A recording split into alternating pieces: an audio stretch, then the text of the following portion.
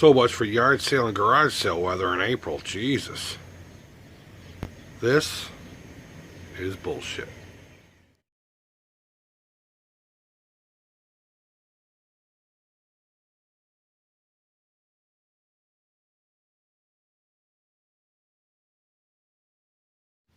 Yo, what's going on, creepers and geekers? Chris the Atari Creep here. And this is that video I've been threatening about for about 2 weeks now. And I finally had a moment to sit down and start recording it, and it probably took me a week to edit it because, I just don't have the time right now. But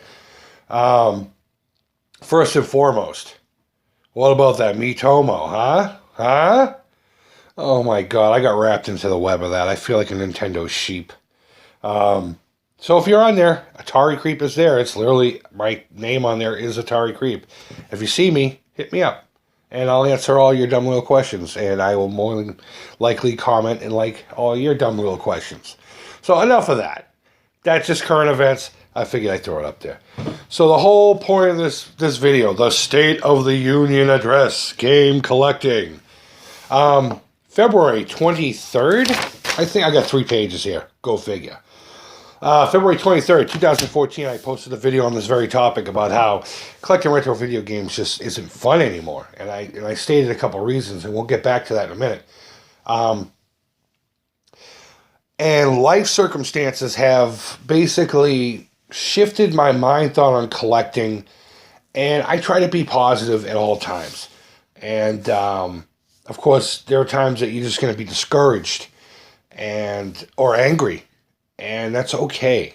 But the creep would like to try to take something that he felt was negative, and we'll talk about the reason why I'm even starting this. And I think I got some good news for you guys. I really do. And it's not anything personal to do with me. It's to do with all of us. But let's get to it. The first point on my piece of paper here, it just says, the reason I wanted to talk about this again, and I put the words again in capitals, I've been bummed out, and the collecting market has been looking bleak. As most of you know, I had a decent collection. I had pretty much everything I could ever want, and I was grateful for that. I was still collecting, of course. I want to try to get as many Atari 2600 cards as I can. That's about the only thing I'll collect just to collect, versus with all the other systems, I'll just collect what I find is either interesting or something I'll play. But life happens, and I was unfortunately forced to sell my stuff. And I kept a few choice items here and there, and we fast forward a little bit longer, and things just weren't happening for me out in Arizona anymore, so I moved back to the Boston area where I was born and raised. I got a job. I started getting some income and started thinking about collecting again. I'm kind of slowing down on that right now because we're in an apartment. We're looking at houses right now. So once we get into the actual house, then of course I'm going to go hog wild. But can I? That's kind of the point of this whole conversation. But looking for video games, it just seems bleak right now. When I was in Arizona, the market was pretty good. It started to dry up a little bit. The thrift stores started hitting retail, if not in some cases above retail. Yard sales were getting picked out. Flea markets were getting picked out. Swap meets, whatever you want to call them. And it just started seeming bleak. I moved here to Boston, and it was like nothing. There are a few things here and there you find, but everyone wants $1 bazillion for their items, and it's very slim pickings to begin with. So I'm over here thinking, I'm starting to get my shit back together, and all the stuff I've collected since the early 2000s, and a few items from even before then, I'm never going to be able to get these things again. But let's just move on from there. When I first started collecting, at the time, again, there wasn't much out there, but if it makes any sense, it was still easier to find stuff, deals, so to speak.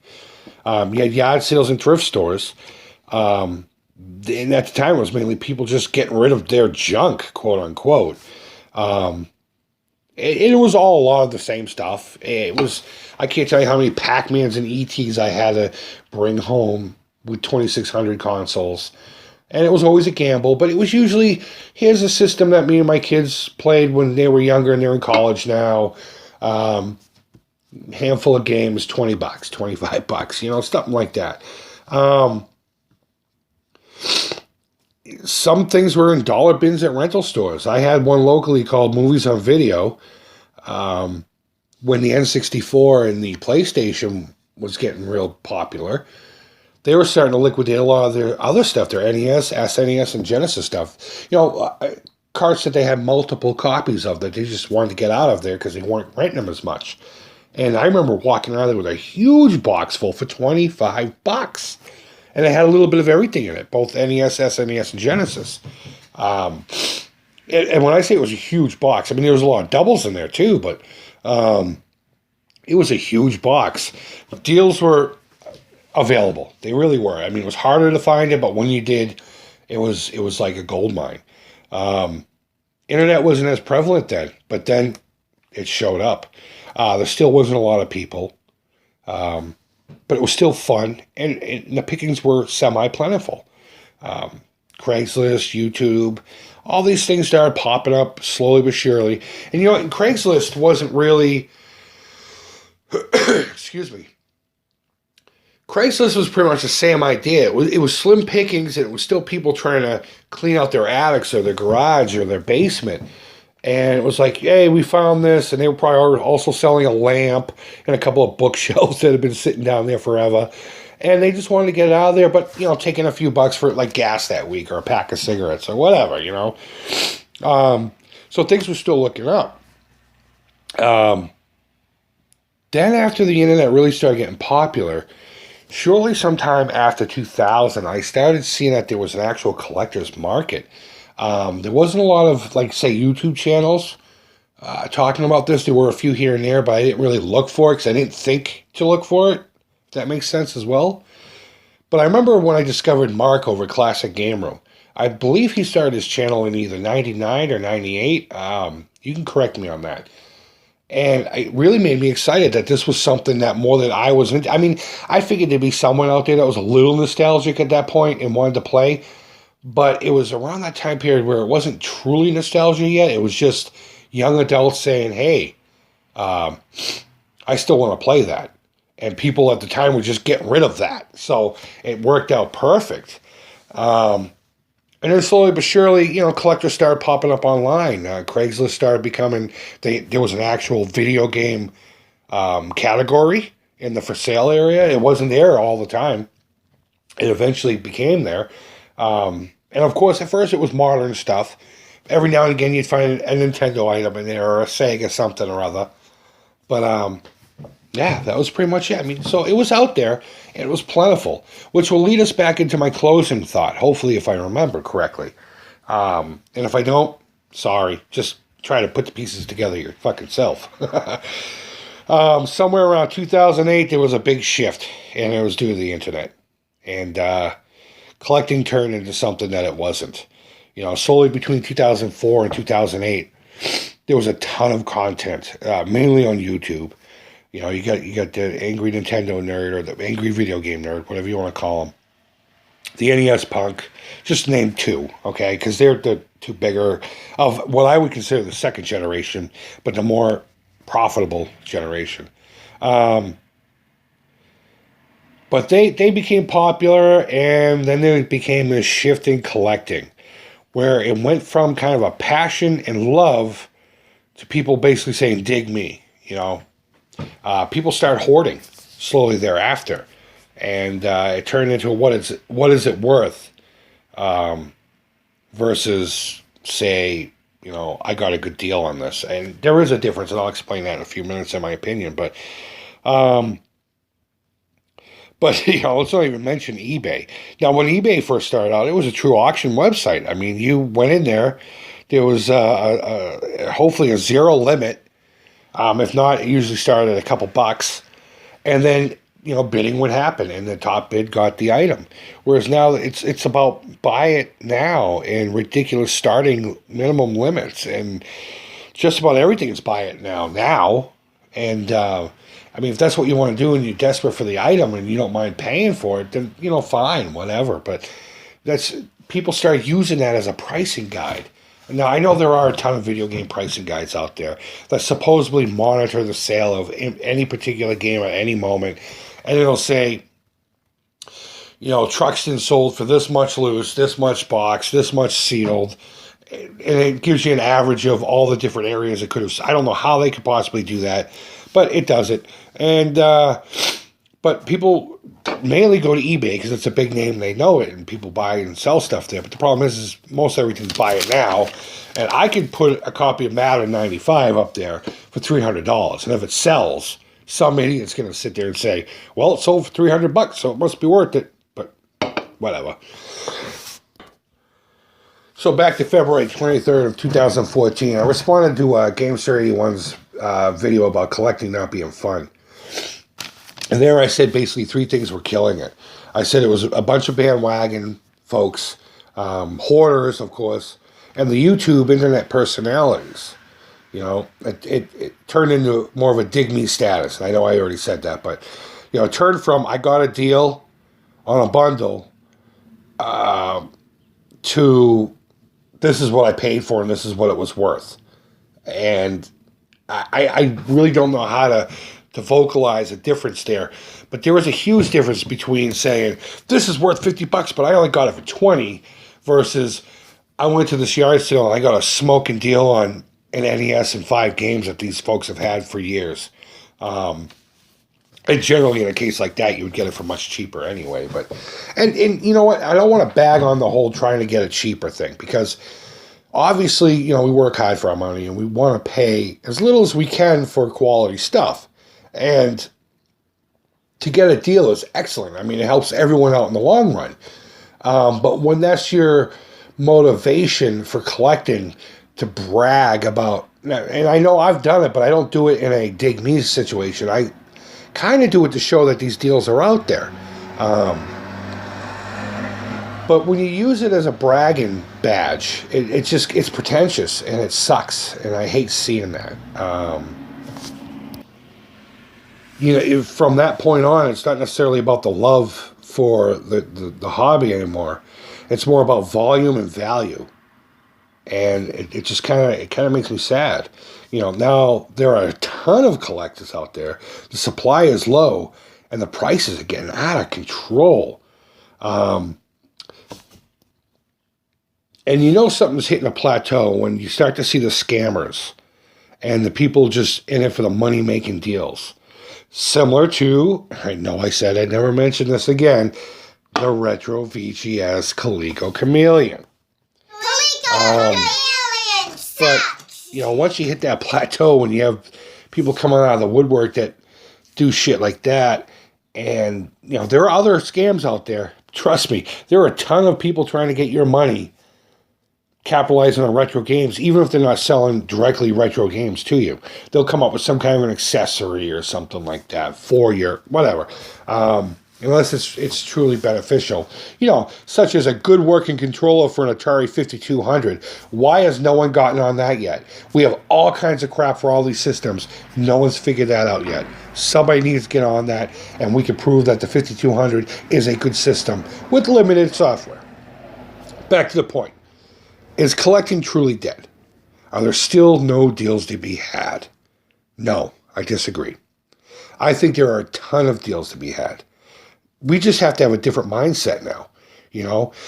I mentioned early in this video that it was slim pickings in the early days, but it was plentiful because the items were still out there. There wasn't as many collectors, but it was still a hunt. You had to search for it. You had to go out there and be very proactive in trying to find this stuff. And more times than not, the people you would be asking would be more surprised that you wanted it than they would that they were going to get a few bucks for it. But I kind of don't see now as any different. Yes, more people want the stuff. So, of course, the prices and everything are going to go up, and the supply is going to get low.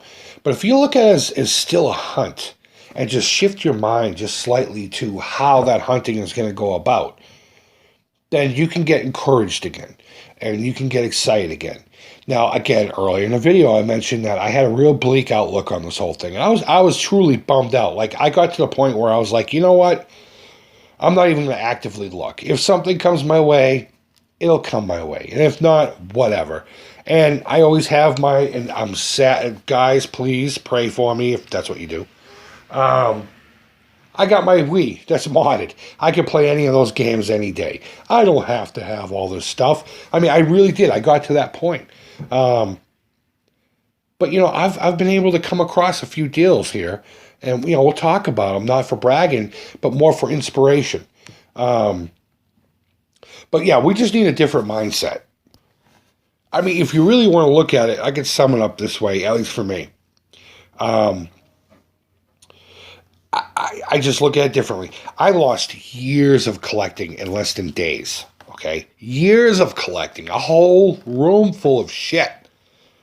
I moved to a dry and way overpriced market, and I'm still finding deals similar to the ones I did in the early days.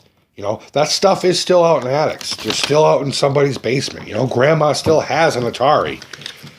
When I first moved here, my girlfriend that I have now, she was like, you know what? I think my mom still has our Atari down in the basement. Sure as shit, there it was. I pulled it out. I asked her. She says, you know what? None of my other kids showed any interest in it. Get it out of the house. It's all yours. With a handful of games and a cartridge storage thing. It was free. So those deals are still out there. But you also have to, be wary on the fact that, I don't know if weary was the right word. You just got to keep in mind that there are still people out there that are doing this for all the horrible reasons that I mentioned before. Even one of my good friends, when I had to sell my stuff, he was one of the first one to jump in there. And of course, I gave him all bro prices. But even though I was giving him smoking deals on most of the stuff, according to the market, this guy still sat down with his phone and looked up every item. And, it really just made me sad. Let's try that. Let's try to keep this going. Keep at it, guys. Be happy with what you got so far. I mean, this is what I have. Hopefully, I just put a picture there. And, I am ecstatic for everything I have. But most importantly, do your research if you're new in this. I'm not trying to discourage new collectors. In fact, I'd like to give you a little bit of positive reinforcement. If you're in it for the love and the passion, and you just didn't have you were too young to start collecting, or you're right about that, whatever the reason you're starting to do it now. If you're doing it for the positive reasons, first of all, do your research on whatever it is you want to take in, Take chances. I took a chance on a Sega Genesis bundle, and it worked out to my benefit. Are you going to lose out sometimes? Sure. Always follow your gut, of course. But take those chances. I got a couple of videos, don't be afraid of ugly things. Look those up. You can find ugly crap. The Genesis deal, I'll tell you about that in a few minutes. The thing looked like crap. It looked like someone buried it. But I cleaned it up, and it looks like one of the cleanest Genesis I've seen in a long time. And it worked, most importantly, and it works well, Now that we have all these people out there trying to steal all of our shit from us for the wrong reasons, let's help each other out.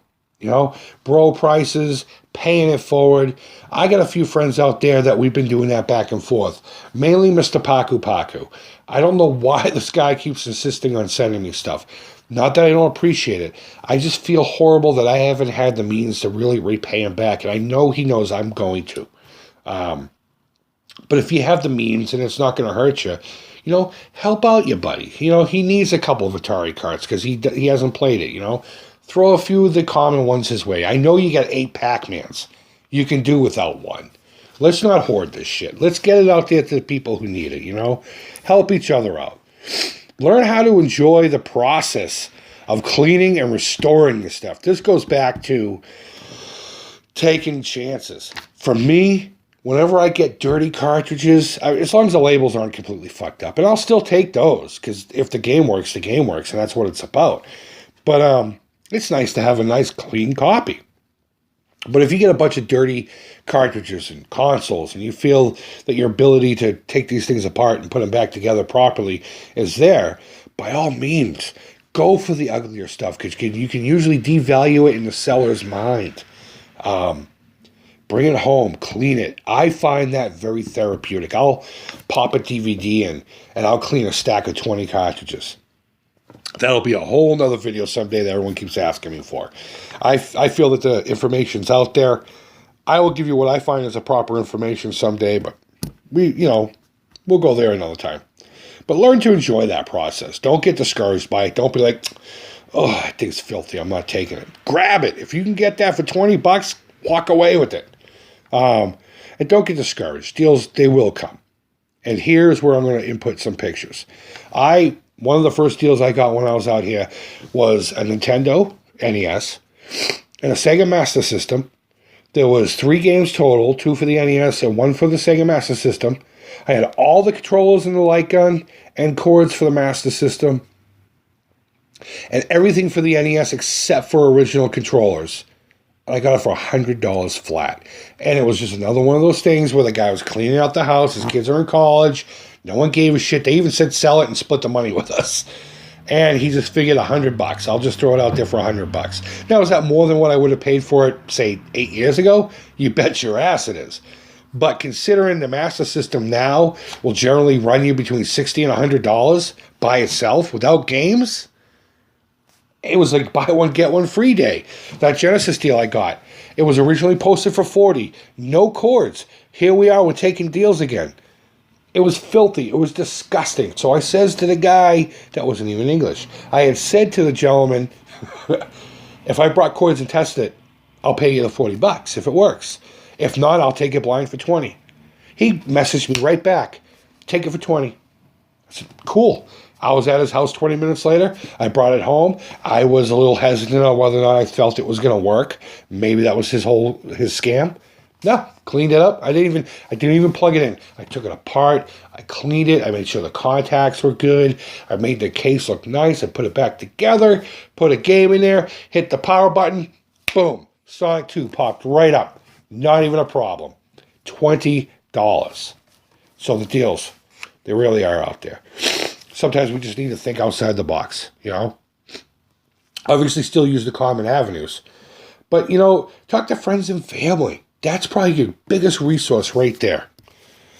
Talk to mom or dad. I mean, if you're too young to remember any of this stuff, say, hey, do you remember anyone in the family having an Atari back in the day or a Nintendo, something or other? And chances are they won't know the difference between any of them. They'll just remember a video game. And they'll say, you know what? Your Aunt Jane had one of those. Reach out to Aunt Jane. Say, hey, Aunt Jane, but on the off chance, would you still happen to have that? Your family and friends can be your biggest resource right now. I got a buddy of mine I grew up with. I've already told many stories about playing video games in his basement. He was the reason I even knew a Master System was when no one knew what a Master System was because he just so happened to have one. He says that he still has most of that stuff. He just doesn't know where it is. He owns 2 homes. It could be anywhere. On my birthday, he showed up, and he was going to bring some Atari games, but again, he couldn't find them. But he knows they exist. He literally just got rid of his Coleco Atom system, and I'm sad to say that it went into trash. So let's all have a moment of silence real quick. Okay, enough of that nonsense. But he's willing to just hand it over. There's a family friend of mine. He took over. My father was a minister growing up, when I was growing up. And after he passed away, this gentleman, he was the youth minister at the church my father last preached at. And he really looked up to my father, and he wanted to take it after his footsteps. He ended up taking over my dad's library of education when it came to both, being a leader of a church. I mean, there was more to it than just Bible stuff. There was, marriage counseling, whatever. He messaged me one day and said, I have 2 Nintendos in my house. Next time you're up in New Hampshire, let me know. I'll dig them out, and you can take them home. Now, are they NESs? Are they both Super Nintendo? Is it 1-in-1? I don't know. But it just came out of nowhere, and bam. As soon as I get in contact with him, I'm going to have 2 more Nintendos. Now, if they're NESs, I'm going to clean them up. All right. Well, we were interrupted by a doorbell. Sorry about that. I honestly don't even know where I was. Well, either way, enough with family and friends. You get the idea. At yard sales, just ask. You never know. They may forgot they had it until you mention it. If in the off chance that you live in a little podunk town that still has rental places, walk in there and ask them. I bet you they have a dusty little box in the back somewhere.